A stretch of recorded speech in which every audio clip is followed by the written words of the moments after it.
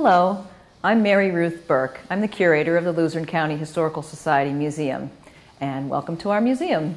The Historical Society was founded in 1858 on the occasion of the 50th anniversary of the first burning of anthracite coal in an open grate at the Fell Tavern here in Wilkes-Barre. And this building was built as the museum building in 1893, and we've been in this home ever since then. And I'm going to be showing you around the exhibits today. We have 3 exhibits to check out and a few special things to check out in the hallways. And we'll start out here actually with our Luzerne County Courthouse clock face. This is what greets visitors when they come to visit the museum. And that is from the 3rd Luzerne County Courthouse, which was originally located on Public Square. So, without further ado, we'll take you on a tour of the Planters Peanut exhibit. Here at the Luzerne County Historical Society Museum in Wilkes-Barre, we have 2 changing exhibit galleries. And the one that we're going to look at first today has an exhibit entitled The Wonderful Story of Planters Peanuts. Not many people know that Planters Peanuts was founded here in Wilkes-Barre in 1906 by Amedeo Obasi and his partner Mario Peruzzi. This is part of the exhibit shows a replica of a store. Many people do remember going to the peanut store to purchase their peanuts and mixed nuts, and also to cash in their candy wrappers or their peanut wrappers in order to redeem them for premiums such as salt and pepper shakers, banks, cups, anything imaginable had Mr. Peanut on it and was available at the peanut store.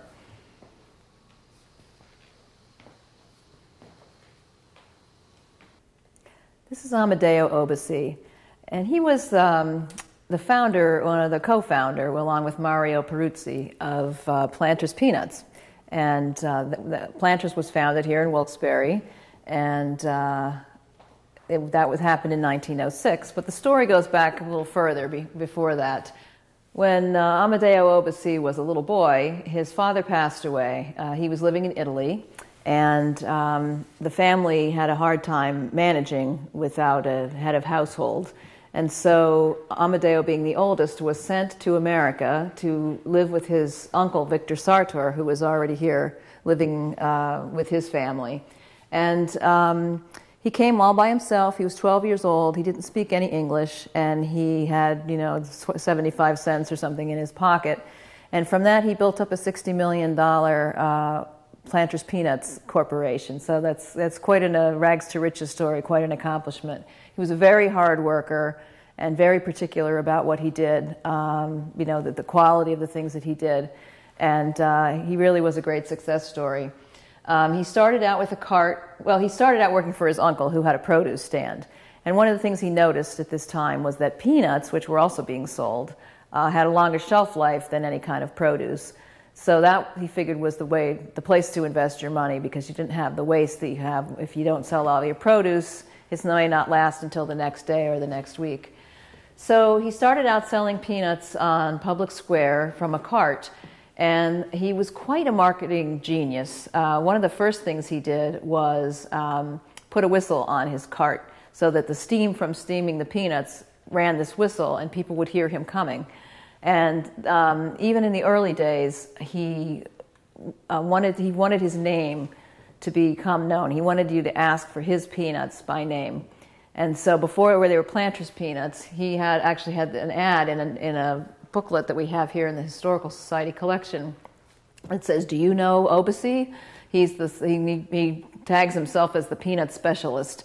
And he has his picture in there, so you know what he looks like, because people would see him around town. And it says for sale everywhere, because at this time he was just selling them from a cart around the town.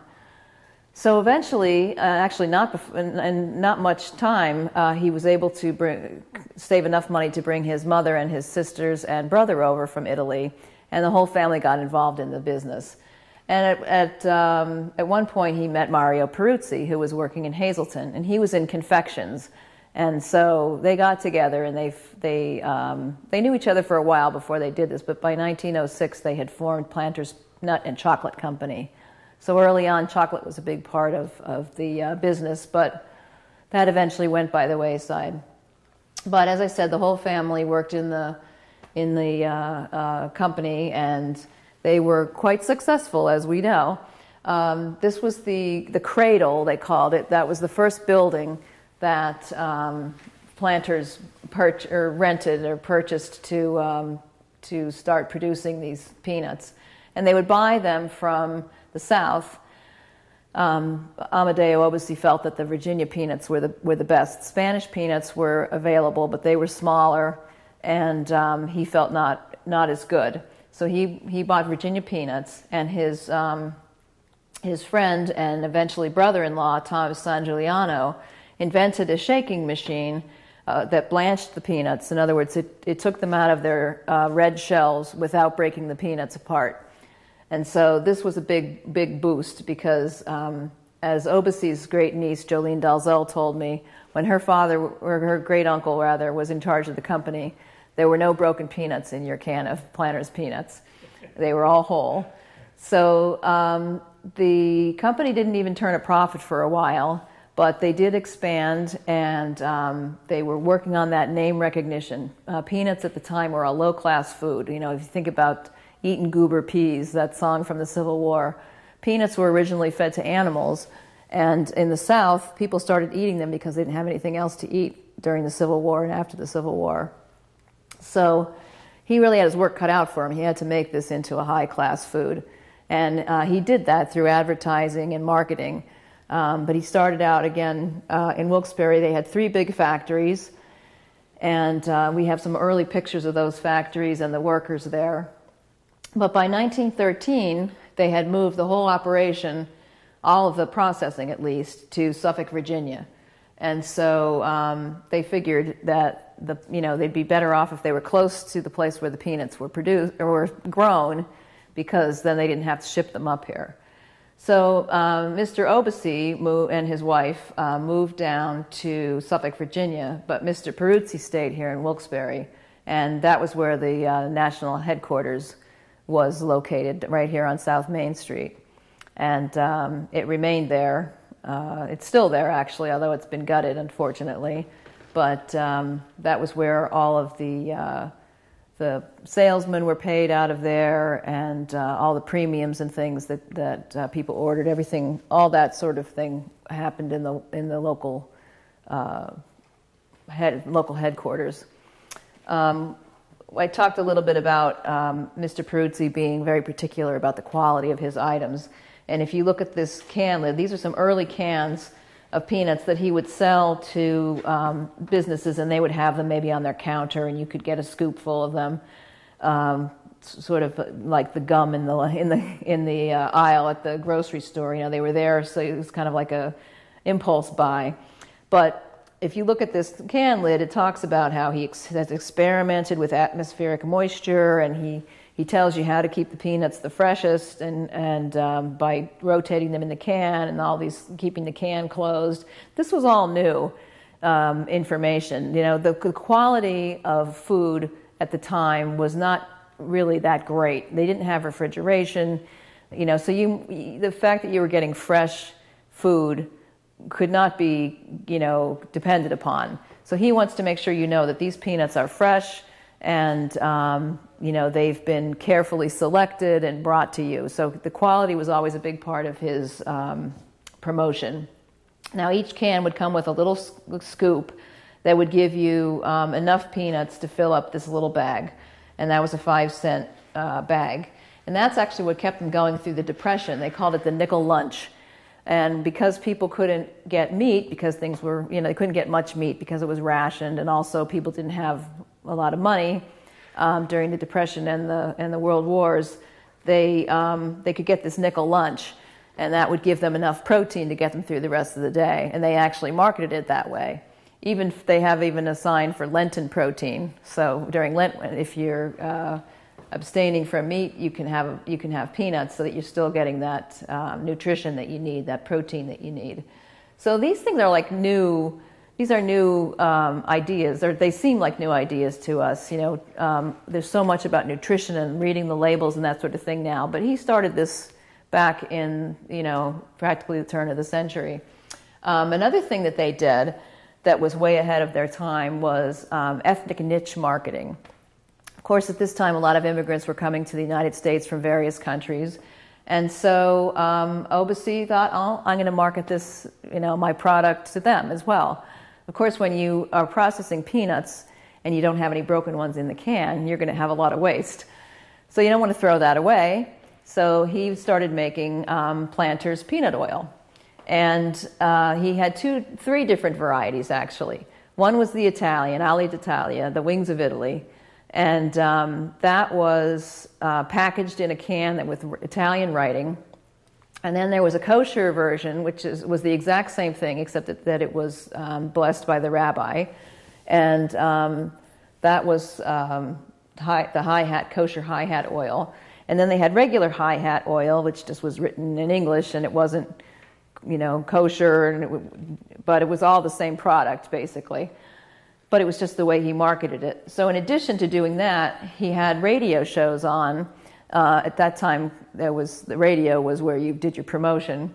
And he had one with a woman who sang Hebrew sacred songs.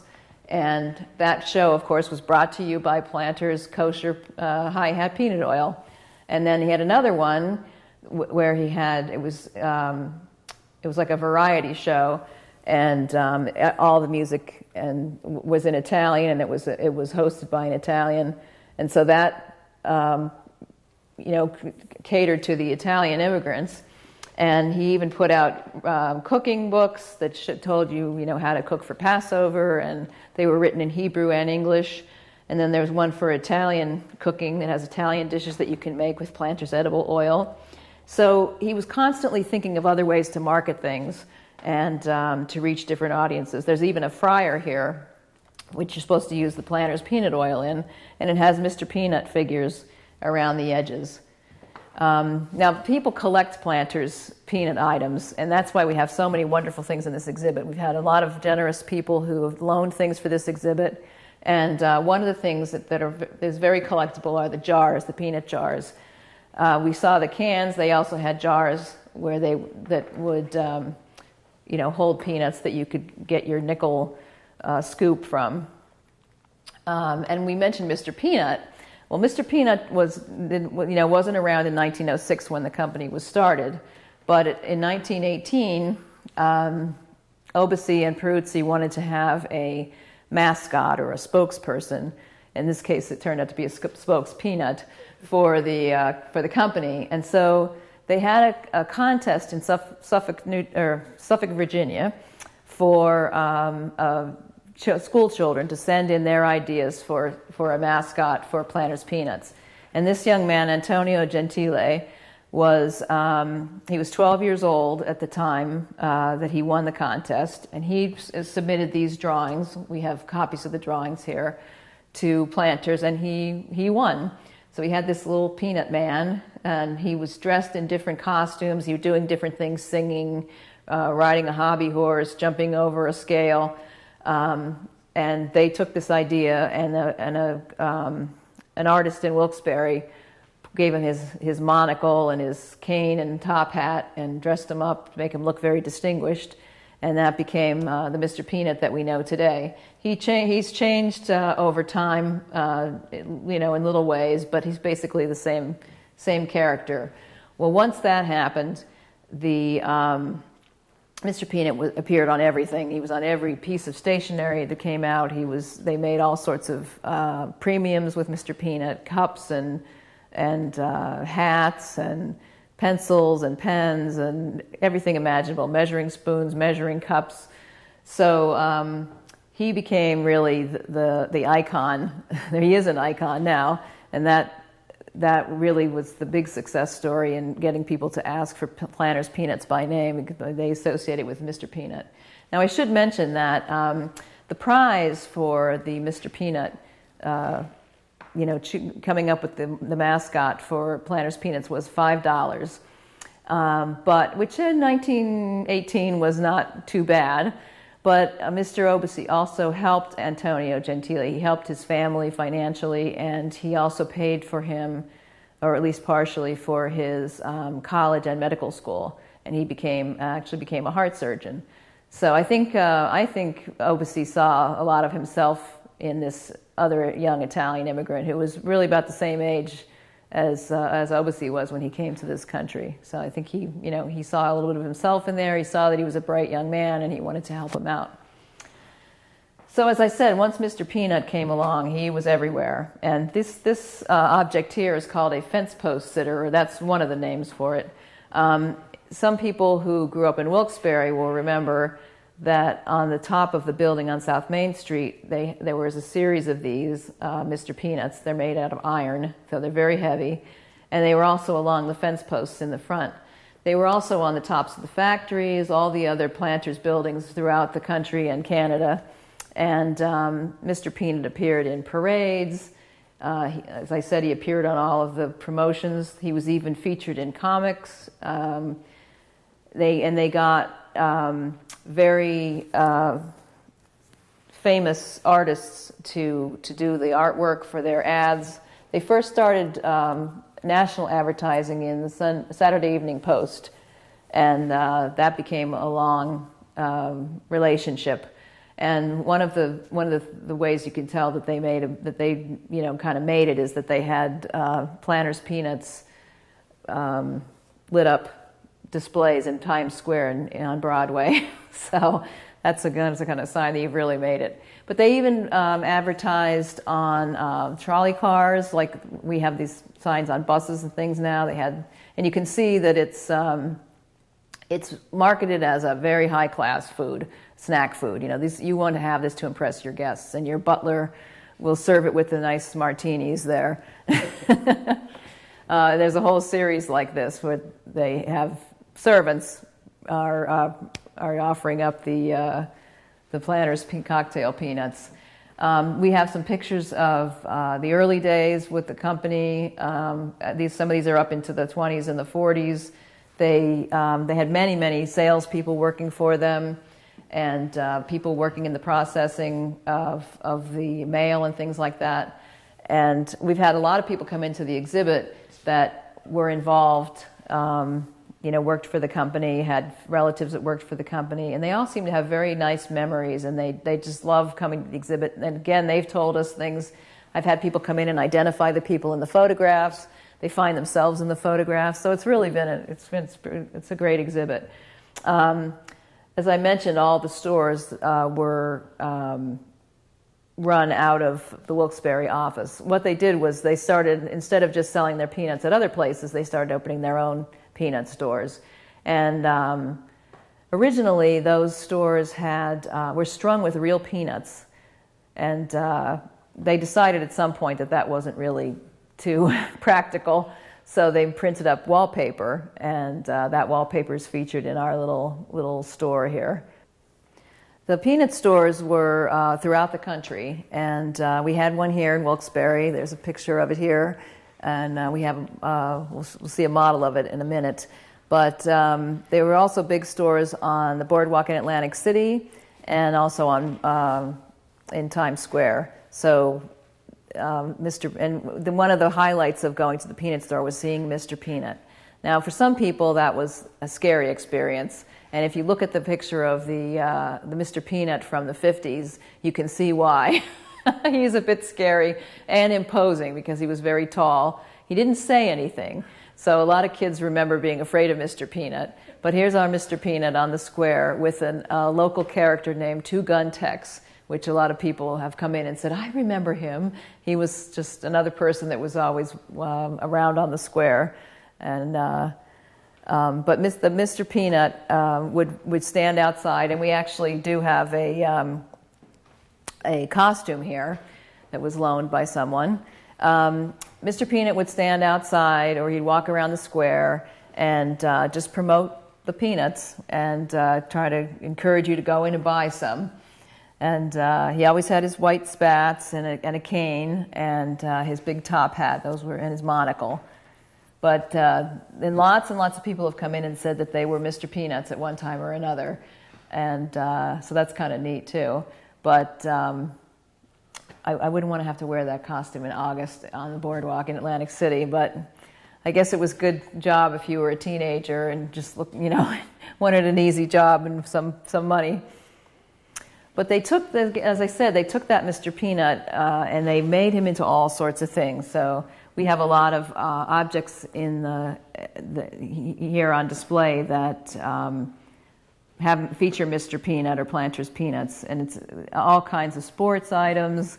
They are involved with racing now. It's sponsoring races and any kind of thing you could use at home. There's golf clubs that are shaped like peanuts, and tennis balls, football, golf club covers, all sorts of things. Snack trays that look like football stadiums, anything you can imagine. And getting back to the salesman, we have this salesman's case, which is one of my favorite objects in the exhibit. That's obviously shaped like a peanut. When you open it up, there's shelves inside, and there's room on there for the new products that they would take to the stores and show. They even had Mr. Peanut ties that the salesman and the people that worked for the company wore.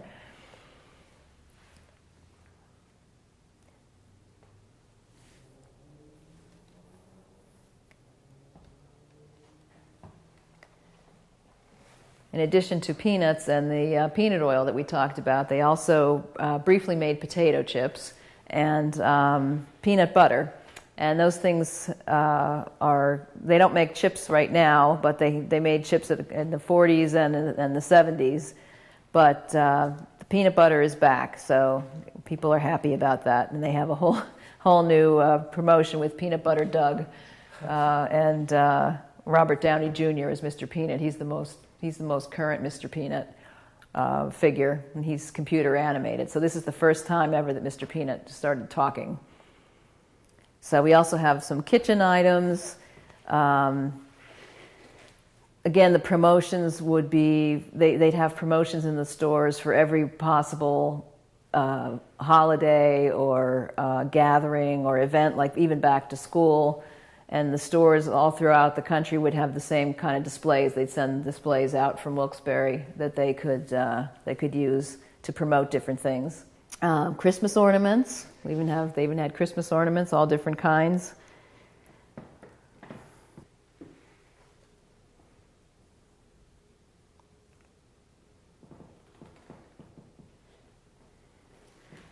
And then we have a third scale model of the store that was on East Market Street in Wilkes-Barre. That was torn down. There's a different buildings there, but this was in a block of buildings, catty corner to the City Hall. And this is actually where Obusi first started out his business, and it ended up being a Planters Peanut store. The last one that was open in Wyoming Valley was in Edwardsville, and that did reopen after the 1972 flood, but it was only open until 1975, and then now those are all gone. Planters was purchased by Standard Brands in 1961, and so from that point on, it was not a family company anymore. But then eventually that became Nabisco, RJR Nabisco, and now it's owned by, Kraft, and then Kraft has just split into two companies, so it's gone through a lot of different owners, but it's still, a very popular snack food, and shows that Obusi knew what he was doing. They're still using the same ideas now about fitness and, protein and good nutrition through these nuts and trail mixes and things that they have now. These were all ideas that Obusi had early on. Now, I mentioned that Obusi and his wife, Louisa, moved to Suffolk, Virginia, and they purchased a farmhouse there, and they were very nice benefactors to Suffolk, Virginia. They lived there, and they really became a part of the community, although they came back and forth to Wilkes-Barre quite often. But when Louisa passed away, Obusi decided to honor her memory with a hospital. So there is a hospital still there in her name, in her honor. There's a school of nursing there in Suffolk, Virginia, and even in Oderzo, Italy, which is the town or village that Obusi came from. It's near Venice. He dedicated a wing of a hospital to his mother's memory there in Oderzo, and there's still connections with that town as well. Among the many collectibles that are out there, Mr. Peanut collectibles, are some toys and jewelry. And so we have those represented in the exhibit as well. There's a jigsaw puzzle that has a whole collection of things in it. And then we have some toys. There's railroad cars and automobiles. And this is an interesting little booklet called The Peanut Pals. And it talks about how Mr. Peanut made his way to Planters Peanuts and became their mascot. It's a little children's story. And based on that, they're a group called the Peanut Pals. They took that name and they used it for their group. It's a collecting group, and they have about 900 members.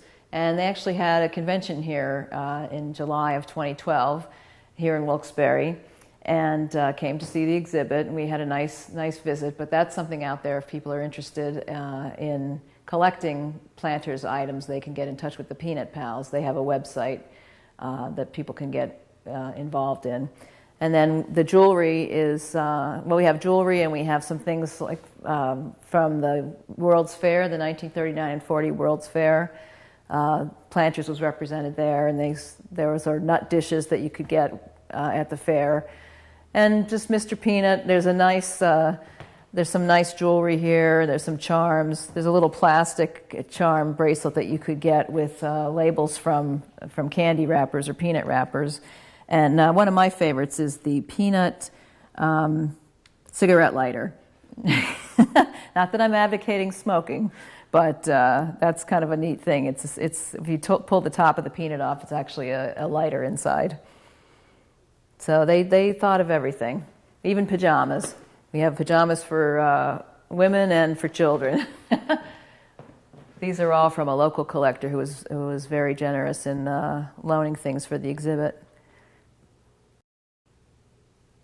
Well, I hope you enjoyed our TV tour of the Luzerne County Historical Society Museum, and I hope you'll come and see us in person.